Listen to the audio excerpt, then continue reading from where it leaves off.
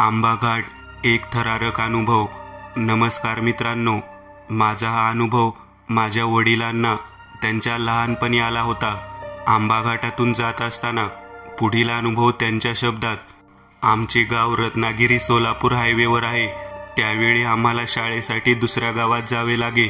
त्याकरिता आम्ही एसटी बसने अप डाऊन करत असू। किमान आम्हाला जाताना येताना अर्धा तास तरी लागायचा। प्रवास काही जास्त लांब नव्हता, म्हणून येताना आम्हाला कधी कधी उशीर सुद्धा होत असे। आता घाट म्हटला की जरा भीती आलीच, कारण आंबा घाटात काही वेळ इतके धुके असायचे की 5 पावलांवरचे सुद्धा काहीच दिसायचे नाही। त्यामुळे बऱ्याच वेळ काही गाड्यांचे भीषण अपघात सुद्धा होत असे, आणि हे अपघात सहसा जास्त करून रात्रीचे होत। त्या दिवशी जेव्हा आमची शाळा सुटली आणि आम्ही बस स्टँडवर आलो, तेव्हा गाडी अजून लागली नव्हती। त्यामुळे आमच्या मुलांच्या इकडच्या तिकडच्या गप्पा पार रंगल्या होत्या। आणि तेवढ्यात तिथे एक ट्रक जोरात हॉर्न वाजवत आला आणि त्याने ब्रेक दाबत गाडी थांबवली। त्या ट्रक समोरच एक ऑटो रिक्षा उभी होती आणि तो ट्रक जाऊन सरळ त्या रिक्षाला जाऊन भिडणारच होता। हे दृश्य पाहून थोडा वेळ आम्हीही घाबरलो होतो, पण सुदैवाने तिथे काही झालं नाही। जसा तो ट्रक थांबला, तो ऑटोवाला जरा रागातच त्यांच्यावर ओरडला। तो ट्रक तमाशाचा होता। मागे काही माणसं बाया देखील बसल्या होत्या। ट्रक थांबताच त्याही खाली उतरल्या। त्या ट्रकवाल्याची आणि त्या ऑटो रिक्षावाल्याची जरा बाचाबाची झाली। त्या ट्रक चालकाच्या बोलण्यावरून तो जरा प्यायलेला दिसत होता। तो त्या ऑटोवाल्याला घाणेरड्या शिव्या देत होता। काही माणसांनी मध्यस्थी घेत त्यांची भांडणं थांबवली आणि ऑटो रिक्षावाला त्याचा रिक्षा वळवत त्याच्या दिशेला निघून गेला, आणि तो ट्रकवाला अजूनही शिव्या देत त्याच्या ट्रकमध्ये चढला आणि त्याने सुद्धा आपला ट्रक तिथून काढला। या ट्रकवाल्याचं काही खरं नाही यार। बघ कसा नशेत गाडी चालवत आहे। पुढे तर आंबा घाट आहे, कसं करणार हा? माझा मित्र मला म्हणत होता, आणि त्यांचे बोलणे खरे होते, कारण नशेत गाडी चालवणं तेही घाटात म्हणजे कठीणच। आम्ही सुद्धा गाडीची वाट पाहत कंटाळलो होतो। शेवटी हॉटेलात जाऊन एक कप आम्ही चहा घेतला। तिथपर्यंत संध्याकाळचे 6 वाजले होते। दिवस थंडीचे असल्यामुळे दिवस जरा लवकरच मावळतो। अंधार सुद्धा चांगलाच पडला होता। आम्ही रोडवरच उभा राहून गाडीची वाट पाहत होतो, आणि तेवढ्यात एक एसटी बस येताना दिसली। सुदैवाने ती आमच्या गावाकडीलच होती। गाडी थांबवताच आम्ही पटापट गाडीत चढलो।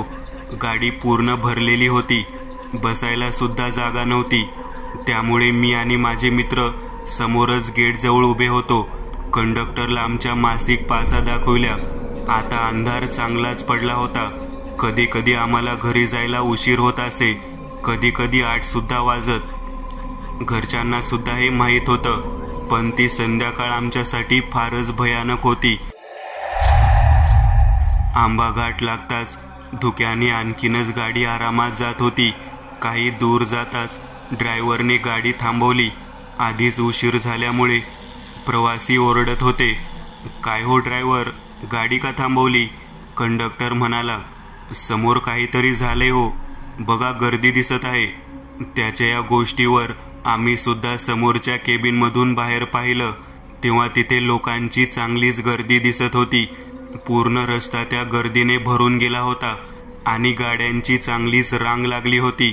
तेवढ्या शिटी वाजवत पोलीस आली आणि ड्रायव्हरला गाडी समोरच्या गाडी मागे लावायला लावली। लवकर करा ड्रायव्हर, समोर अपघात झाला आहे, आधीच पुढे खूप जाम झाला आहे। ड्रायव्हरने गाडी साईडला लावली तसे एसटी मधील लोक गाडीच्या खाली उतरली, आणि साहजिकच आम्ही सुद्धा उत्सुकतेपोटी त्या गर्दीकडे जाऊ लागलो।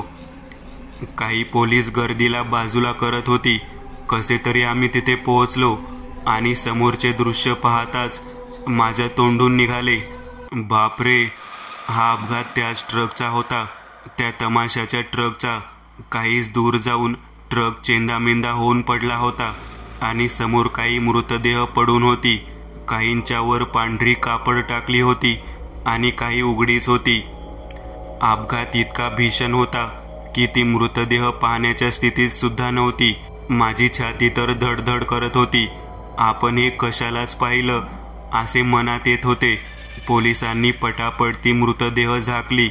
मला त्या बोलणाऱ्या लोकांकडून कळले की त्या अपघातात एकही जण वाचलं नाही म्हणून. माझा मित्र म्हणाला होता की ह्यांचं काही खरं नाही म्हणून, आणि त्यांचे बोलणे खरे ठरले होते. सगळ्यांना आता घरी कसे जायचे याचाच विचार येत होता, कारण तो ट्रक रस्त्याच्या अगदी मधोमध पडून होता. जायला जागा नसल्यामुळे रस्त्यावर गाडीच्या रांगा लागल्या होत्या. सुदैवाने काही रोड पोलिसांनी खाली केला होता, पण आता रात्र बरीच झाली होती. वेळ 7च्या वर झाली होती. अजूनही समोरचा ट्रॅफिक जाम हटला नव्हता आणि त्या रोडवर पडलेल्या मृतदेहांचे पंचनामे सुद्धा झाली नव्हती. पण रोडवर जास्त गर्दी होऊ नये म्हणून दुचाकी वाहने पोलीस जाऊ देत होती. बरीच लोक त्यांना हात दाखवून तेथून निघून जात होती. आम्ही दुचाकी वाहनांना हात दाखवित होतो आणि सुदैवाने आमच्याच गावचा एक माणूस आम्हाला भेटला. माझा एक मित्र दुसऱ्या गाडीवर आणि आम्ही 2 मित्र त्याच्या गाडीवर बसून गावाकडे आलो. घरी आलो तेव्हा रात्रीचे 8:30 झाले होते.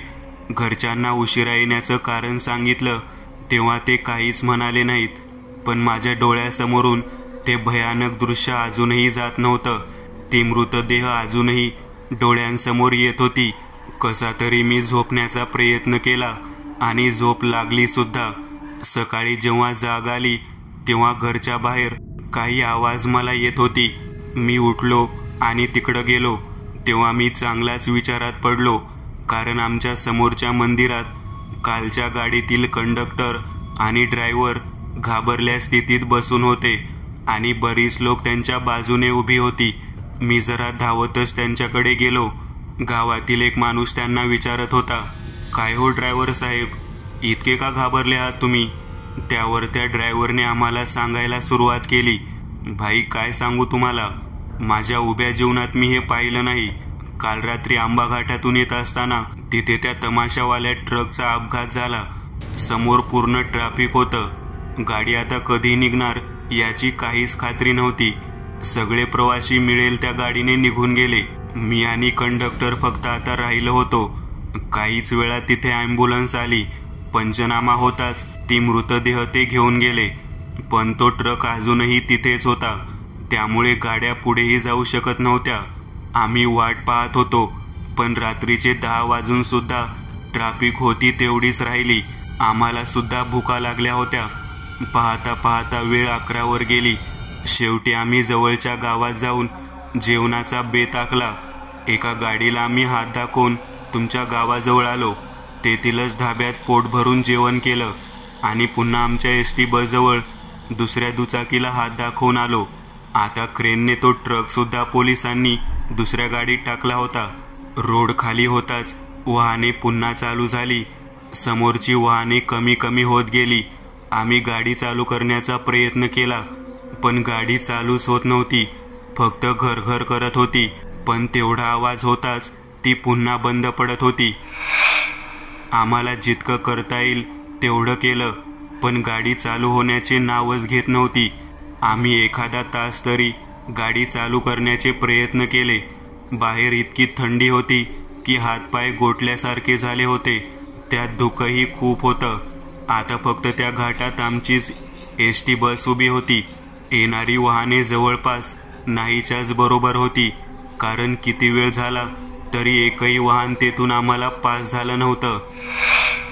त्या अंधारात ती एसटी बस आणि आम्हीच दोघे होतो. बरं झालं अंगात जॅकेट आणि तोंडाला मफलर होती, नाहीतर आमचा थंडीने बेहाल झाला असता. वेळ 12:30च्या वर झाली होती. आमच्या काहीच दूर तो अपघात झाला होता, ज्यात कितीतरी जण मेली होती. त्यामुळे अशा ठिकाणी तेही रातच्याला थांबणे म्हणजे किती भीतीदायक गोष्ट आमच्यासाठी. पण मन पक्के करून आम्ही तिथं थांबलो होतो. वाटलं एखाद्या गाडीला हात दाखवून आपण निघून जावे, पण गाडी एकही येत नव्हती. शेवटी आम्ही ती रात्र एसटी बसमध्येच काढण्याचा विचार केला, कारण आता सकाळपर्यंत मेकॅनिक येणे शक्य नव्हते. कंडक्टर त्यांच्या सीटवर झोपला आणि मी मागच्या मोठ्या सीटवर अंग टाकलं. आधी झोप लागत नव्हती, कारण त्या अपघाताचे दृश्य डोळ्यासमोर फिरत होते. काही वेळाने अंगाला थोडी गरमी आल्यावर थोडी गुंगी आली. मला झोप लागली असावी. किती वेळ झाला असेल माहीत नाही, पण कसल्या तरी आवाजाने माझी झोप मोडत होती. हा आवाज जरा विचित्रच होता. वाटतं पायात कोणी घुंगरू बांधून चालत आहे. आवाज अगदी जवळून गाडीच्या बाहेरून येत होता आणि या आवाजाने माझी घाबरगुंडी उडाली. माझी झोप एका क्षणात मोडली. मी सीटवर उठून बसलो आणि त्या आवाजाच्या दिशेने पाहू लागलो. रस्त्याच्या त्या बाजूनं चांगली लाल साडी घालून, गजरा मळून, अंगात दागिने घालून समोर चालत होती आणि तिच्या त्या पायातील घुंगरांचा तो आवाज मला येत होता. मला एवढ्या अंधारातही तिचं पूर्ण शरीर दिसत होतं. चेहरा तर पांढरा फटक होता. मी अशी बाई फक्त तमाशात नाचताना पाहिली होती आणि त्याच गोष्टीने माझा जीव उडाला. म्हणजे ती बाई नव्हतीच. आणखी एक दृश्य मला दिसलं की तिच्या मागे माझ्या ओळखीचा माणूस जात होता, बसचा कंडक्टर. मी आणखीन घाबरलो. तो डोळे बंद करून तिच्या मागे जात होता. मी जोराने त्याला आवाज दिला, पण तरीही तो जागा होत नव्हता. मी फटाफट गाडीच्या खाली उतरलो. समोरचे दृश्य पाहून मी चांगलाच घाबरलो. ती बाई आता माझ्याकडे पाहत हसत होती. रस्त्याच्या कडेला जात होती, जिथे रस्ता संपून रस्ता खाली खोल अंधाऱ्या दरीत जात होता आणि तिच्या मागे तो कंडक्टर अजूनही जात होता. मी धावतच त्याच्याकडे धावलो. त्या बाईने हसत हसत त्या खोल दरीत उडी मारली. बरं झालं मी त्याच्या जवळ पोहोचलो, नाहीतर तोही तिच्या मागे जाणार होता. मी त्याला जोराने हलवले. त्यावेळी तो भानावर आला आणि वेड्यासारखा मला पाहत होता. अरे, मी इथे कसं काय आलो? मी त्याला थोडक्यात सांगितल्यावर त्याच्या अंगावर सुद्धा भीतीने काटा उभा राहिला. आम्ही घाबरत परत आमच्या एसटी जवळ आलो आणि आतमध्ये येताच पुन्हा भीतीने माझी गाळण उडाली. गाडीत बरीच लोक बसली होती, पण ती लोक साधी नव्हती. सगळ्यांचे चेहरे रक्तबंबाळ होते. हातावर, तोंडावर जखमा दिसत होत्या आणि त्या सगळ्यांची रागीट नजर माझ्यावरच होती. आणि मागच्या सीटवरून पुन्हा तो घुंगरांचा छन छन आवाज माझ्या कानी पडत होता. मागून ती बाई चालत माझ्याकडे आली, पण यावेळी तिचा चेहरा सुद्धा तसाच भयानक होता. रक्ताने माखला होता. काढा की ड्रायव्हर गाडी, पुढच्या गावाला तमाशाला जायचं आहे. घोगऱ्या आवाजात तिने असे बोलताच माझ्या अंगावरून सरसरून काटा आला. वाटलं अटॅकच येईल. मी आणि कंडक्टर गाडीच्या खाली उतरून गावाच्या दिशेने धूम ठोकली. रस्त्यात आम्हाला काही ठिकाणी ती बाई परत परत दिसत होती. हाताने बोलावत होती, पण देवाचे नाव घेत आम्ही कसे तरी इथपर्यंत पोहोचलो. समोर मंदिर दिसताच सरळ इकडे चालो. देवाचं दर्शन घेतलं आणि इथे संपूर्ण रात्र काढली. त्या ड्रायव्हरचे बोलणे ऐकताच माझ्या सुद्धा अंगावर काटा आला होता. कसारा घाट ट्रक चालकाचा अनुभव. हा अनुभव विनायक राणे यांनी शेअर केला आहे. कसारा घाटातून जात असताना त्यांना हा थरारक अनुभव आला होता. पुढील अनुभव त्यांच्याच शब्दात. मी विनायक, नाशिकच्या ट्रान्सपोर्ट कंपनीत ट्रक चालक म्हणून काम करतो. माझे काम सहसा जास्तीचे रात्रीलाच असते, कारण रात्रीची वाहतूक ही दिवसापेक्षा जरा कमी असते. ही घटना माझ्यासोबत तेव्हा घडली जेव्हा मी नवीन कामाला लागलो होतो. मला रात्रीची ड्युटी मिळाली होती. नाशिक ते मुंबई प्रवास करून ट्रकमधील सामान दादरला पोहोचवावे लागणार होते. मी प्रवासात तेव्हा एकटाच होतो, कारण अंतर काही जास्त नव्हतं. म्हणजे मी आधी केलेल्या प्रवासापेक्षा कमी होतं. जवळपास रात्रीचे 11 वाजले होते. माझे जेवण झाले नव्हते, त्यामुळे मी डबा सोबतच घेतला होता. रस्त्यात कुठेतरी थांबून जेवण करण्याचा बेत होता. दिवस थंडीचे होते. मी कंपनीतून ट्रक काढला तेव्हा 11:30च्या वर वेळ झाली होती. गाडी मुख्य रस्त्यावर लागली होती. वाहनांची वर्दळ आज जरा कमीच होती. त्यात रात्र जास्त झाल्यामुळे रात्रीचे फक्त ट्रकच जास्त दिसत होते आणि काही वेळातच घनदाट जंगलाचा रस्ता लागला. अर्थात मी तेव्हा कसारा घाटातून जात होतो. मी बरेच वेळ या घाटातून गेलो होतो, पण ते दिवसाला. आता रात्र होती. किर्र अंधारात ही कसारा घाटाची वाट फारच भयंकर वाटत होती. आता माझ्या आजूबाजूने वाहने येणे सुद्धा कमी झाली होती. वाटत होतं की मी एकटाच या रस्त्यावरून जात आहे. आजूबाजूला पाहावे तर फक्त डोळ्यांना अंधार दिसायचा. गाडीच्या हेडलाईटच्या प्रकाशात माझा ट्रक पुढे चालत होता. काहीच विचित्र वाटत नव्हतं. असंच पुढे जात असताना रस्त्यात मला कोणीतरी हात दाखवित होतं. आधी वाटले एखादा माणूस असेल, पण जवळ गेल्यावर पाहिलं तेव्हा बाई माझ्या नजरेस पडत होती. माझे लक्ष माझ्या हातावरील घड्याळीत गेले. वेळ 12:30ची झाली होती. मी या घाटाबद्दल बरेच विचित्र घटना ऐकून होतो, त्यामुळे मनात विचार सुद्धा आला की गाडी थांबवू की नाही, कारण ती बाई आता मला स्पष्ट डोळ्याने दिसत होती. हाती एक पिशवी होती आणि एक हात समोर करत मला थांबण्याचा इशारा करत होती. पण मी अंधविश्वासू नव्हतो, कारण मला उभ्या जीवनात कधी असा भयंकर अनुभव आलाच नव्हता किंवा माझ्यासोबत असे काही घडलेच नव्हते. मग अशा गोष्टींवर आपण विश्वास तरी कसा करायचा? माझ्या मनात काय आलं काय माहीत. मी ट्रक त्या बाईजवळ थांबवला. ती बाई चालत माझ्या दुसऱ्या बाजूने आली. दादा, मुंबईकडे चाललात का? हो, मलाही तिकडे जायचं आहे. सोडाल का मला?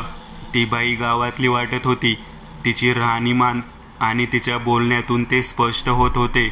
अचानक एवढ्या अंधारात तुम्ही रात्रीला हात दाखवित आहात, जरा विचित्र वाटत आहे. दादा, मी खालच्या गावात राहते. तिनं माझ्याकडे पाहताच काय माहीत काय झालं. मी तिला सरळ म्हणालो, हो का? बरं चला, सोडतो तुम्हाला. आजूबाजूने जाणारी वाहने आणि त्यातील लोक माझ्याकडे जरा विचित्र नजरेने पाहत होती, पण मला तेव्हा काहीच शंका आली नाही. ती बाई माझ्या बाजूच्या सीटवर बसली आणि मी ट्रक पुन्हा वेगात समोरच्या रस्त्यावर घेतला. ती बाई कोण होती, एवढ्या रात्री कशासाठी इकडे जात आहे ते मला कळत नव्हतं. नेमकं तिचं गाव खरंच खालच्या बाजूने होतं की नाही ते मला माहीत नाही. माझे ड्रायव्हिंग करताना सहज लक्ष त्या बाईकडे गेलं. ती जरा काळजीत दिसत होती. काय होत आई, काही झालंय का? काळजीत दिसत आहात? होय दादा, आहेच. जीवाला घोरच आहे माझ्या. का, असं काय झालंय? तिने माझ्याकडे पाहिलं. नाही म्हणजे तुमचं काही खाजगी असेल तर राहू द्या, मी तिला म्हणालो. तसे काही नाही हो दादा, पण मी सांगितल्यावर घाबरू नका म्हणजे झालं. आता मला आणखीनच विचित्र वाटले. म्हणजे? मी समजलो नाही. मी तिला म्हणालो, मी आता जे तुम्हाला सांगेन त्यानं कदाचित तुम्ही घाबरून जाल. ती माझ्याकडे पाहत म्हणाली, नाही, मी कशाला घाबरणार, सांगा की. ठीक आहे, तर ऐका दादा, आपण म्हणतो की जग बदलत चाललं आहे, लोकांचे विचार सुद्धा बदलत आहे, पण नाही, ते इतक्या लवकर बदलत नाही. आजही घाणेरड्या विचारांचे लोक या जगात आहेत. माझ्या लग्नाला 5 वर्षाच्या वर झाली होती. मूलबाळ होत नाही म्हणून मी सुद्धा फारच दुःखी होते. काय नाही केलं मी. सगळी नवस केली, दवाखाने केली, पण आपल्या नशिबात ज्या गोष्टी नाहीच त्या आपल्याला कशा मिळणार? मला मूलबाळ होत नाही. घरचे माझ्यासोबत व्यवस्थित वागत नसत. सुरुवातीला माझे पती माझी बाजू घेत, पण काही दिवसांनी ते सुद्धा माझ्याशी जरा रागानेच राहू लागलेत. पण मी कधीच त्यांना रागेल असे वागले नाही. सगळ्यांवर जीव लावला, पण त्यांना जे हवे ते देऊ शकले नाही. आता त्या घरात माझा जीव कोंडल्यासारखा झाला होता. आधी फक्त बोलणी असायची, नंतर मग हात उगारणे सुद्धा चालू झाले. मी हा त्रास 1 महिन्याच्या वर सहन केला. माझी माहेरी फक्त आई होती, पण ती सुद्धा काही दिवसांनी वारली. मग आता माझ्या पाठीशी कोणीच नव्हते. जे बोलणे व्हायचे ते निमूटपणे ऐकून आपलं जीवन व्यतीत करणे हेच माझ्या हातात होते. तब्येत सुद्धा खालावत होती. वाटलं कधीतरी यांना माझी दया येईल, पण नाही, उलटच झालं. माझ्या सासू सासऱ्यांनी यांचं दुसरं लग्न लावून दिलं. मला तर त्याची खबर सुद्धा नव्हती, पण जेव्हा त्यांची दुसरी पत्नी घरात आली तेव्हा बाहेरच्या लोकांकडून मला कळलं की लग्नाला 1 महिना झाला म्हणून माझ्यापासून लपवून त्यांनी त्यांचे लग्न लावून दिलं. मला कारण माहीत होतं, त्यांना मूलबाळ हवे होते. मी नाराज नव्हते. जर याने घरात आनंद येत असेल तर चांगलंच आहे, पण नाही. उलट ते लग्न माझ्यासाठी दुर्दैवच ठरलं. त्यांना आता मी घरात ओझं झाल्यासारखी वाटत होते, कारण आता शिव्यागील वाढली होती. त्यांच्या दुसऱ्या पत्नीला माझी कीव येत असे, पण ती बाई तरी काय करणार? घरात फक्त माणसांची चालती असते. माझ्यावरील अत्याचार आणखीन वाढले. शेवटी मी कंटाळले होते. अशा जीवनापेक्षा मेलेलं बरं नाही का? पण मरण सोपं नसतं. मी 1-2 वेळा फाशी घेण्याचा सुद्धा प्रयत्न केला, पण हिंमत झाली नाही. शेवटी मी घर सोडून जाण्याचा निर्णय घेतला. नवे जीवन चालू करण्याचा माझा तो प्रयत्न होता. सगळे झोपल्यावर मी घरातून रात्रीची बाहेर पडले. उपाशी होते हो दादा. पोटात अन्नाचा कण सुद्धा नव्हता. चालता सुद्धा येत नव्हतं. कशीबशी रस्त्यावर आले. बस आजच्या सारखीच रात्र होती, आमोसेची. म्हटलं एखाद्या ट्रकवाल्याला हात दाखवून शहरात जाऊन आपलं जीवन चालू करावं. नाहीच झालं तर भीक मागावी. पण तेवढ्यात माझ्या मागून मला माझे पती व सासरे दिसले. ते माझ्याच मागे येत होते. मी घाबरले होते, कारण मला जर यांनी घरी नेले तर तेच अत्याचार माझ्यासोबत झाले असते, नाहीतर माझा जीव त्यांनी घेतला असता. मी धावत सुटले, पण पोटात काही नसल्याने डोकं जड झाल्यासारखे वाटत होते की चक्कर येऊन पडणारच. वेळ अर्ध्या रात्रीची होती, त्यामुळे एखादी गाडी सुद्धा दिसत नव्हती. आता मी खरंच थकले होते. मागून ते माझ्याकडे धावतच येत होते. आता रात्रीला मला रस्ता सुद्धा दिसत नव्हता. अचानक काय झाले काय माहीत, माझा पाय कशाला तरी लागला आणि मी त्या उंच जागेवरून खाली कोसळले. ती जागा इतकी उंच होती की खालच्या मोठ्या दगडावर पडून माझा जीव गेला. ती बाई असे बोलताच मी इतका घाबरलो की माझे पाय ब्रेकवर गेला. माझा ट्रक थांबला. ओ बाई, काय वेड्यासारखे बरळत आहात? माझी छाती धडधड करत होती. ती बाई माझ्याकडे पाहत होती. दादा, मी म्हटलं होतं की घाबरून जाऊ नका. मी खरंच जिवंत नाही हो. हे बघा बाई, काही वेड्यासारखं बोलून मला घाबरवू नका. मी तुम्हाला एक माणुसकी धर्म म्हणून लिफ्ट दिली आणि तुम्हीच माझ्यासोबत असे करत आहात. त्यावर ती बाई मला म्हणाली, मला माफ करा हो दादा. मी तुम्हाला घाबरवणार नव्हते, पण जे सत्य आहे ते आहे. अमावास्येच्या रात्री मी माझी भूक भागवण्यासाठी येथे हात दाखवते. तुमच्याकडे सुद्धा खायला होते. ती माझ्या डब्याकडे पाहत होती म्हणून तुम्हाला हात दाखवला आणि तुम्ही थांबले सुद्धा. मी कित्येक वर्षाची उपाशी आहे. माझी भूक भागवा. त्या डब्यातील मला खायला द्या. मित्रांनो, खरं सांगतो, मी इतका घाबरलो होतो की माझ्या तोंडून शब्दही फुटत नव्हता. नेमका असंही काही असतं याच्यावर माझा विश्वासच बसत नव्हता. दादा, तुमचं काहीच वाईट होणार नाही. घाबरू नका. फक्त काही खायला द्या. मी कसे तरी माझा डब्बा तिच्याकडे दिला. ती दार उघडून ट्रकच्या खाली उतरली आणि रोडच्या बाजूला डब्बा उघडून आदाशासारखी खात बसली. माझ्या डब्यात आज बायकोने चिकन दिलं होतं, म्हणजे मांस. मी ऐकलं होतं की अमावास्येच्या रात्री जर तुम्ही मांस मच्छी घेऊन गेलात तर तुमच्या मागे भूतबाधा लागू शकते म्हणून.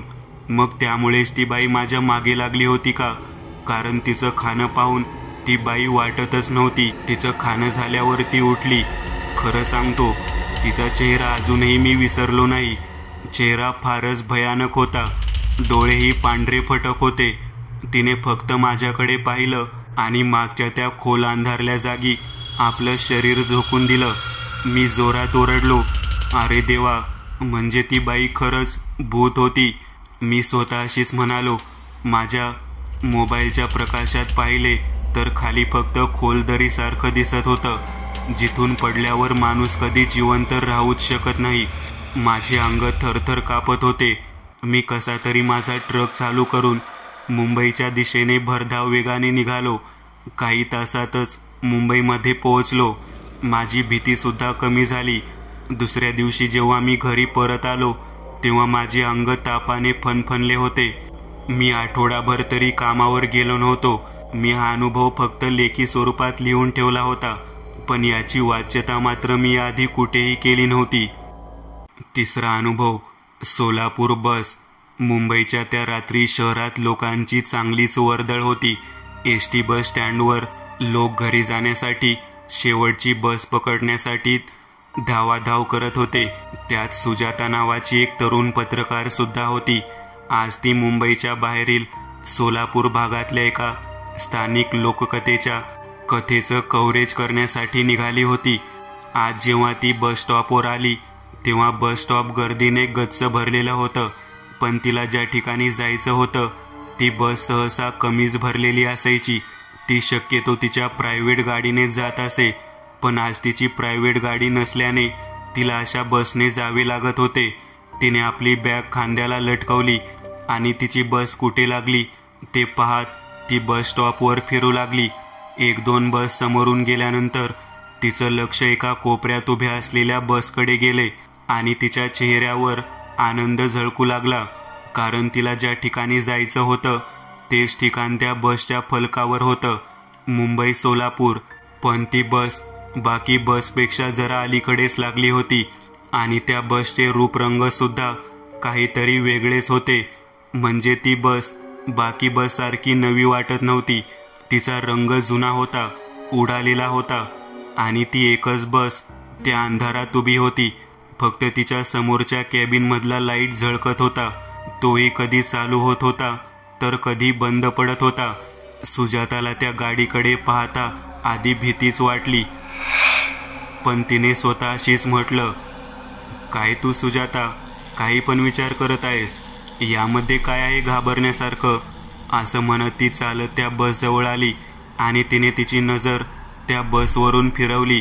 बसच्या मागच्या बाजूची लाईट बंद होती, कारण पूर्ण बसमध्ये गर्द अंधार होता आणि कोणताही प्रवासी तिला आतमध्ये दिसत नव्हता.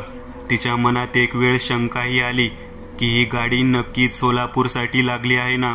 मग नंतर तिने तो विचार टाळला. गाडीचा दरवाजा उघडाच होता. तिला वाटलं की गाडी आताच लागली असावी, त्यामुळे गाडीत कोणीच चढले नसावे. तिने आजूबाजूला पाहिले. बरीच लोक बाकीच्या गाडीकडे धाव घेत होते, त्यामध्ये चढत होते, पण या मुंबई सोलापूर गाडीकडे कोणी वळूनही पाहत नव्हते. तेवढ्यात तिला कोणीतरी जोरात आवाज दिला, ओ मॅडम, बसायचे असेल तर बसा लवकर, नाहीतर बाजूला व्हा, गाडी लगेच निघणार आहे. तो आवाज बसमध्ये बसलेल्या कंडक्टरचा होता. ती त्या आवाजाने इतकी घाबरली की 2 पावले ती मागे सरकली. व्हॉट? आतापर्यंत तर बसमध्ये कोणीच नव्हते, अचानक हा कंडक्टर कुठून आला? ती मनाशी घाबरत विचार करत होती. आता तिच्या समोर पूर्ण बस प्रवाशांनी भरली होती आणि गाडीतील मागचे लाईट सुद्धा लागले होते. सुजाताला आपल्या डोळ्यांवर विश्वासच बसत नव्हता. आतापर्यंत ही खाली अंधारात असणारी गाडी अचानक कशी भरली हेच आश्चर्य तिच्या डोळ्यासमोरून जात नव्हते. ती अवाक होऊन सगळ्यांना पाहत होती. तेवढ्यात कंडक्टरने पुन्हा एकदा आवाज दिला, ओ मॅडम, बोला की, लावू दार. असं म्हणत कंडक्टरने दार ओढलंच होतं की तेवढ्यात सुजाता स्वतःला सावरत म्हणाली, 1 मिनिट कंडक्टर, पण ही बस तर खाली होती ना? अहो, मी माझ्या डोळ्यांनी पाहिलंय. काय वेड्यासारखं बोलताय तुम्ही? किती वेळपासून पाहतोय बसला, नुसतं वेड्यासारखे घोरत आहात तुम्ही बसला, तो म्हणाला. ती पुन्हा गोंधळली. ती काही बोलणार तेवढ्यात बाजूच्या खिडकीतील डोक्याला दुपट्टा बांधलेला एक प्रवासी म्हणाला, ओ साहेब, मारा की डबल बेल, कशाला वेळ घालवताय? उशीर होतोय आम्हाला, बघा की रात झालीये. त्याने तसं म्हणतच पटकन कंडक्टरने 2 वेळ जोरात बेल वाजवली. सुजाता गोंधळी होती, पण तिला सोलापूरला जायचं होतं. तिला वाटलं की आपल्याला भास झाला असेल, कारण गाडी भरली असताना तिला खाली कशी दिसेल. म्हणून ती कंडक्टरला म्हणाली, थांबा थांबा, मला येऊ द्या. तिने आपल्या खांद्यावरील बॅग सावरत गाडीचा दरवाजा उघडला आणि ती पटकन बसमध्ये चढली. मागून गाडीचा दरवाजा लागण्याचा आवाज आला. ती जशी गाडी चढली तेव्हा ते सगळे प्रवासी तिच्याकडेच बघत होते. त्या प्रवाशांच्या चेहऱ्यावर कोणतेच भाव नव्हते, फक्त एका शून्य नजरेने ते सगळे तिच्याकडे पाहत होते आणि त्यांच्या अशा पाहण्याने ते सुजाता आणखीनच गोंधळली. नंतर ती त्यांना टाळत बसच्या मागच्या दिशेने जाऊ लागली. गाडीमध्ये सगळ्या सीटवर प्रवासी दिसत होते. शेवटून दुसरी 2 माणसांची सीट फक्त खाली दिसत होती. ती त्या सीट जवळ आली आणि तिने आपली बॅग खांद्यावरून काढून वर ठेवली आणि ती सीटवर निवांत बसली. तेव्हा कुठे तिला बरं वाटत होते. ती दिवसभराच्या ताणामुळे बरीच थकली होती. त्यामुळे तिला असे भास झाले असावेत असा ती स्वतःशीच विचार करत होती. तिने खिडकीची काच बाजूला केली. रात्र झाल्यामुळे खिडकीतून थंड हवा तिला लागत होती आणि त्याने ती सुखावली. गाडी हळूहळू आता शहराच्या बाहेर पडू लागली होती. डोळ्यांना दिसणारी प्रकाशाची झगमगाट आता नाहीशी होत त्याची जागा आता अंधार घेत होता. आणि पुन्हा बेल वाजली तशी ड्रायव्हरने गाडीतील लाईट बंद केली. आता संपूर्ण बसमध्ये अंधार होता. बाहेरील येणाऱ्या थंड हवेमुळे सुजाताला डुलकी येऊ लागली आणि तिनेही झोपेला न टाळता आपले अंग झोपेच्या आहारी केले. ती चांगलीच गाढ झोपली होती. पण त्या रात्रीच्या अंधारात तिच्या सीटभोवती बरीच गर्दी जमली होती. सगळ्यांचे चेहरे भयंकर होते, आगीत भाजल्यासारखे होते आणि ते सगळेजण तिला त्या भयंकर नजरेने पाहत होते. सुजाता मात्र दोन्ही हात गुंडाळून झोपली होती आणि तेवढ्यात तिच्या कानात कोणीतरी बोलले, तू या बसमध्ये चढायला नको होतं. तो आवाज सुजाताला झोपेतही आला, कारण तो आवाजच इतका भयंकर होता. ती पटकन जागी झाली आणि घाबरत अंधारात बघू लागली. काही वेळ झाल्यावर तिचे डोळे अंधाराला सरावले आणि तिला अंधारातले थोडेफार दिसू लागले, पण समोर कोणीच दिसत नव्हतं. तिने उठून मागच्या सीटवर पाहिले. मागच्या सीटवर सुद्धा कोणीच बसलेलं दिसत नव्हते. तिला वाटले की ती झोपली असताना बस कुठे थांबली असेल आणि ते प्रवासी उतरले असतील. म्हणून तिने समोरच्या सीटकडे पाहिले, पण समोरही तिला कोणीच बसलेले दिसत नव्हते. ती आता तिच्या सीटवरून उठून समोरच्या दिशेने एक एक सीट पाहत जाऊ लागली आणि काय आश्चर्य, एकही सीटवर प्रवासी दिसत नव्हता. आता सुजाता भीतीने गांगरली होती. ती आता कंडक्टरच्या सीटकडे आली आणि तीही सीट खाली होती. आता भीतीने सीमा पार केली होती. हे काय, आताच तर सगळी बस प्रवाशांनी भरली होती, गेले कुठे सगळे? ती असे म्हणत पुन्हा समोर गेली आणि तिची बोबडीच वळली, कारण ड्रायव्हर सीट सुद्धा रिकामी होती. पण बस मात्र सुसाट वेगात धावत होती.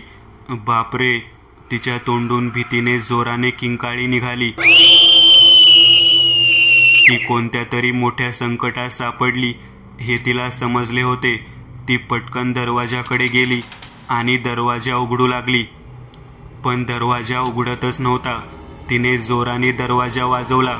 वाचवा वाचवा म्हणून ती जोराने ओरडली, पण त्या अंधारल्या रस्त्याने जणू तिचा आवाज ऐकायला कोणीच नव्हते. भीतीने आता तिला रडायला आले होते. ती चालत पुन्हा वर आली आणि पुन्हा ती भीतीने गारटली, कारण समोरच्या दिशेने एक गाडी भरधाव वेगाने त्यांच्या दिशेने येत होती. पण मात्र सुजाता ज्या बसमध्ये होती त्या बसमध्ये कोणी ड्रायव्हरच नव्हता. पण तरीही ती बस सुसाट वेगाने धावत होती आणि काहीच वेळात ती बस त्या समोरच्या गाडीला धडकणार होती. तिने पटकन आपल्या कानाला हात लावला आणि भीतीने आपले डोळे झाकून घेतले.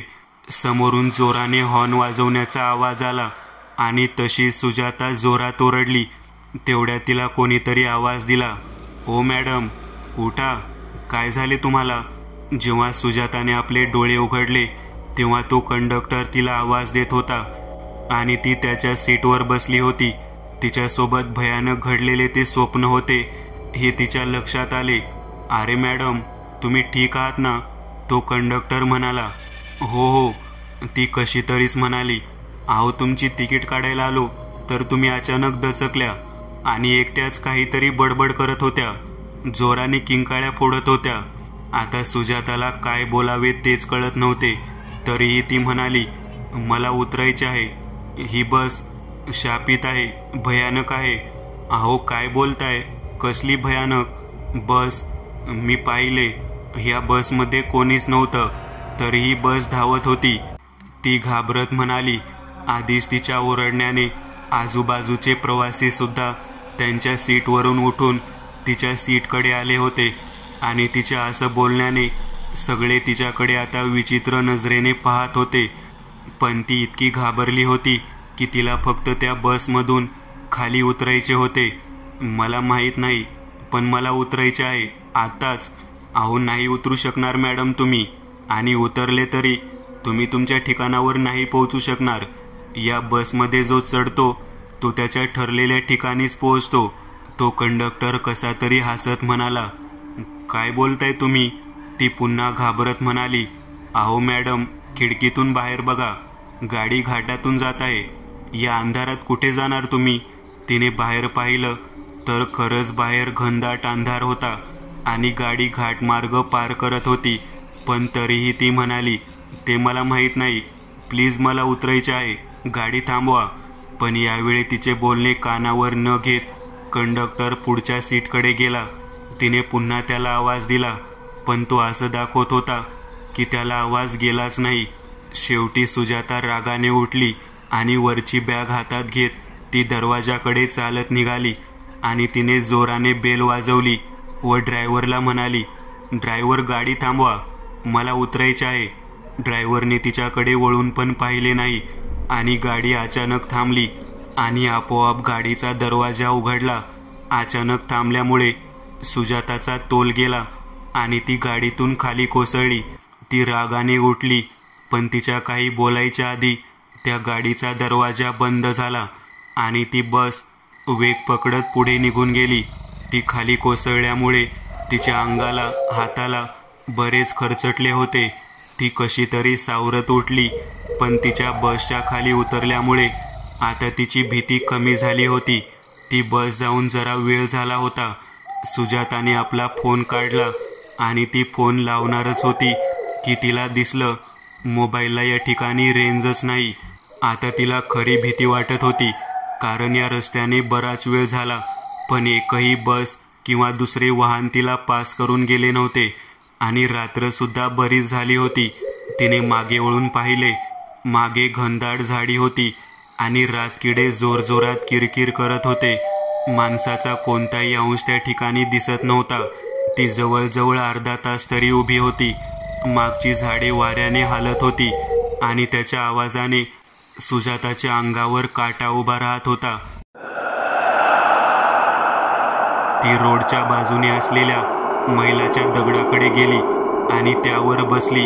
आपल्या खांद्यावरील बॅग तिने खाली काढून ठेवली आणि ती वाहनाची वाट पाहू लागली. तिला पहिल्यांदाच ती बस सोडली याचा पश्चाताप होऊ लागला. आपल्याला ते भयानक दिसलेले स्वप्नच होते याची जाणीव होत होती आणि तेवढ्या तिला दूरवरून 2 लाईट चमकताना दिसले. सुजाता पटकन उठून बसली आणि बॅग खांद्याला लावत ती रोडवरून येणारे ते वाहन आता तिच्या नजरेत येत होते. ती एक एसटी बस होती.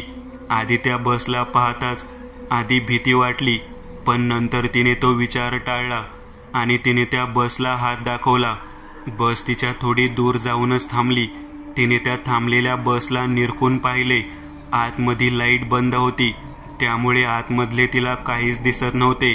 ती बस जवळ चालत आली आणि तेवढ्यात गाडीचा दरवाजा उघडला. तिला जरा विचित्र वाटले, पण आता मात्र तिला बस सोडायची नव्हती. ती पटकन बसमध्ये चढली. कंडक्टरच्या सीटवर कोणीतरी बसले होते, पण अंधार इतका होता की तिथे कोण बसले आहे हे दिसत नव्हते. ती चालत मागे जाऊ लागली, कारण बसमधील समोरच्या सीट तशाच भरल्या होत्या. मागची एक सीट रिकामी दिसत होती. ती तिकडेच बसली. काय नवल आहे, मागच्या गाडीत सुद्धा हीच सीट रिकामी होती.